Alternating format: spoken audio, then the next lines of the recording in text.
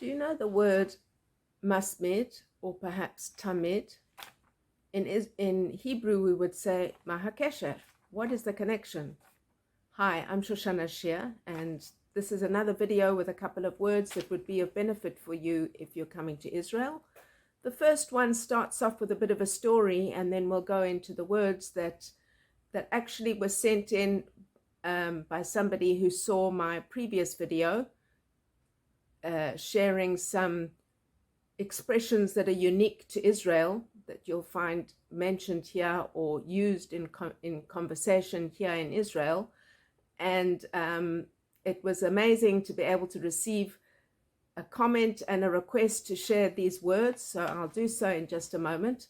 First, a very short story that over the last 2 days I was working on a video, thought that I have in mind of some ideas that I wanted to share coming out of the work that I'm doing to prepare my artwork for print on demand.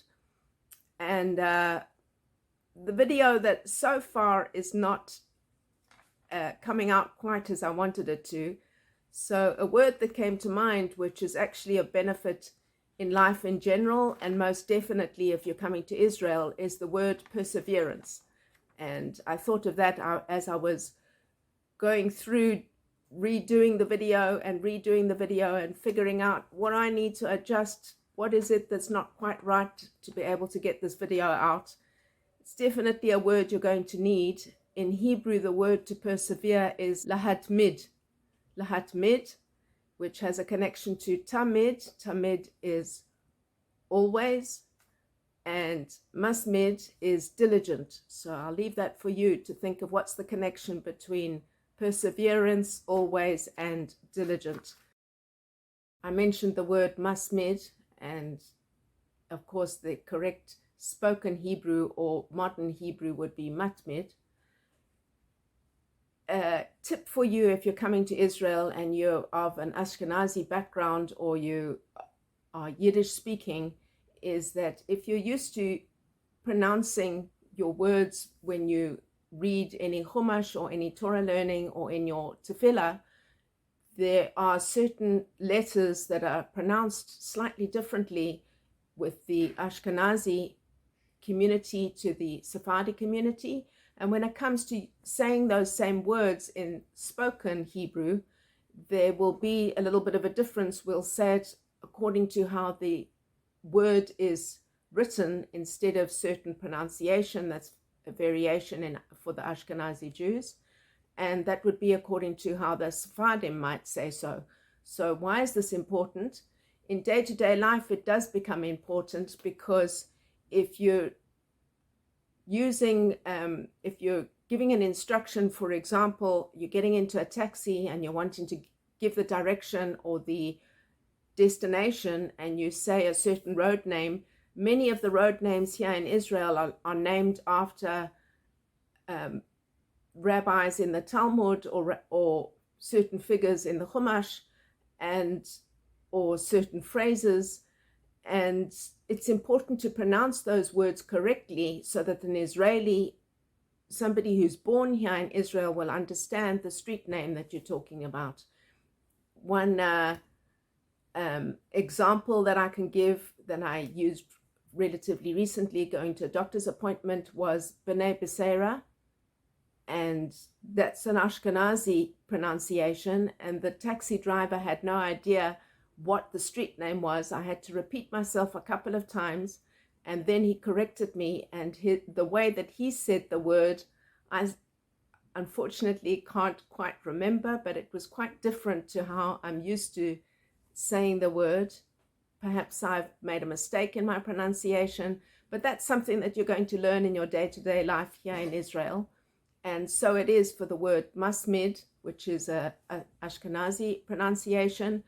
The s, the usage of the sound s, as we use in our Torah learning or in our tefillah, is actually from the letter taf, but it's not said as a taf in certain situations. It's going to be used as a s, as almost as though it's an s.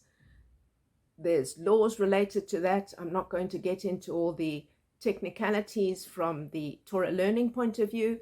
Just a tip for you, a very short thought for you, something to keep in mind when you're interacting and you're speaking to a native Israeli. Spoken Hebrew is different to the Hebrew that you use when you're learning Chumash or when you're davening, when you're praying. And just to keep that in mind, it's almost as though you're needing to learn another dialect, another variation of Hebrew, but your Torah learning is going to be of tremendous benefit for you. Just keep that in mind. Try not to get too frustrated. Once again, that word Savlanut is going to be extremely important. To have patience and to smile and do what you can. If you need to explain that you're a new immigrant, an Olah Hadasha or an Oleh Hadash, and most of the time a taxi driver will have Savlanut. They'll have patience hearing that you're new and appreciate that you're doing what you can to learn the language. So with that, that's a short thought for you. And with that, let's go on to these words. I have them written down here on a piece of paper as they came to me through a comment from my last video.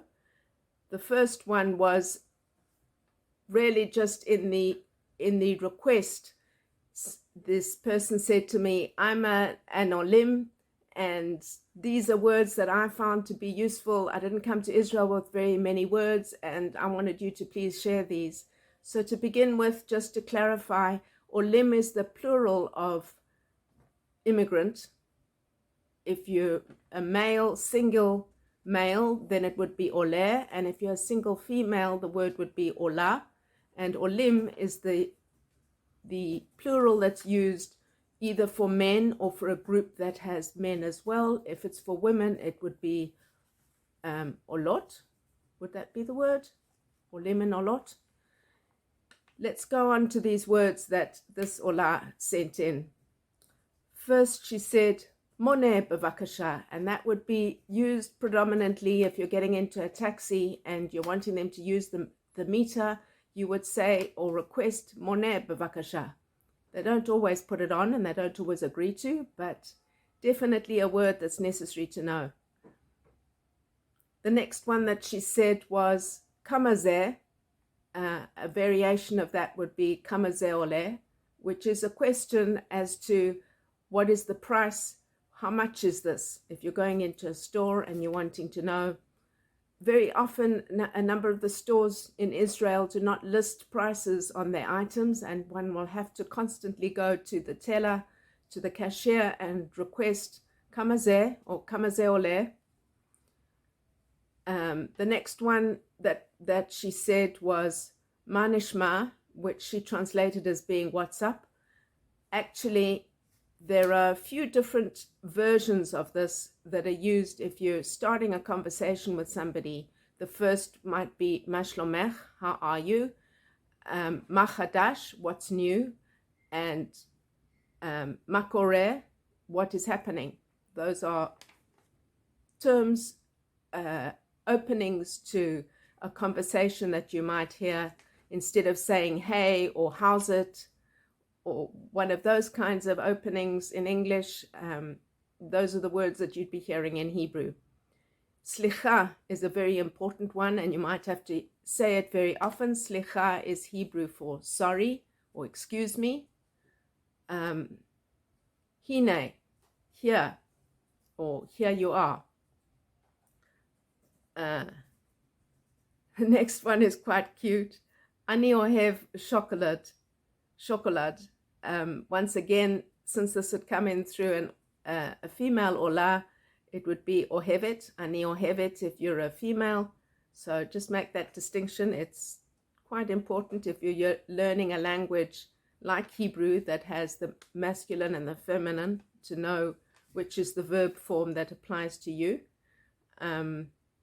Sababa is another term that's used. It would go probably in one of those unique words used in Israel. Sababa is fine or cool. Ani Ohevet cafe. I like coffee. I like and I love are both from the verb Ohev or Ohevet.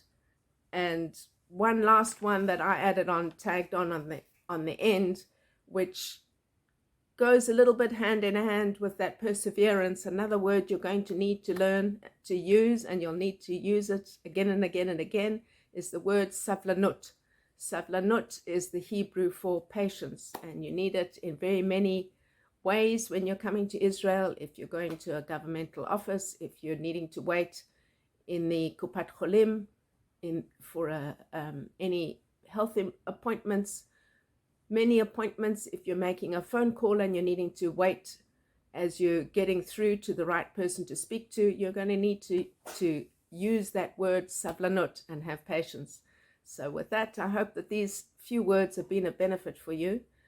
I have some ideas that I'm mulling over and trying to figure out related to my art and my progress with my art. I'd love to hear from you what your thoughts are as to, I saw on a few other videos, some artists doing videos as to how to create art if you're feeling ill or you're sick.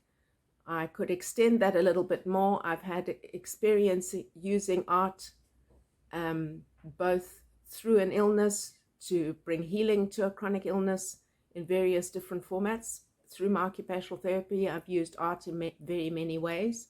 So if you have a request related to that, do let me know in the comments below. And I have a few other thoughts related to drawing.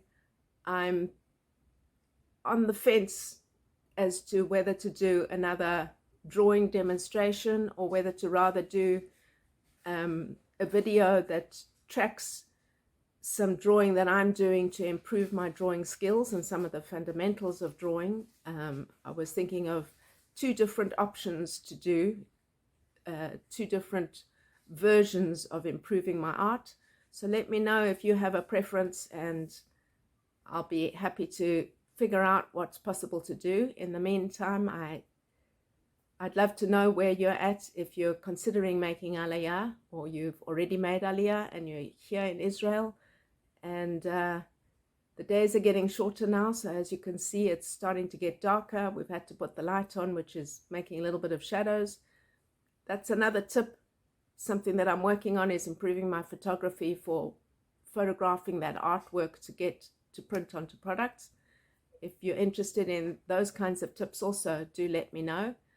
If you've not yet subscribed to this channel, please consider subscribing and share the video with your friends. Give it a thumbs up if you've enjoyed the video. And I wish you a very blessed day, and I look forward to seeing you in another video. Ciao for now.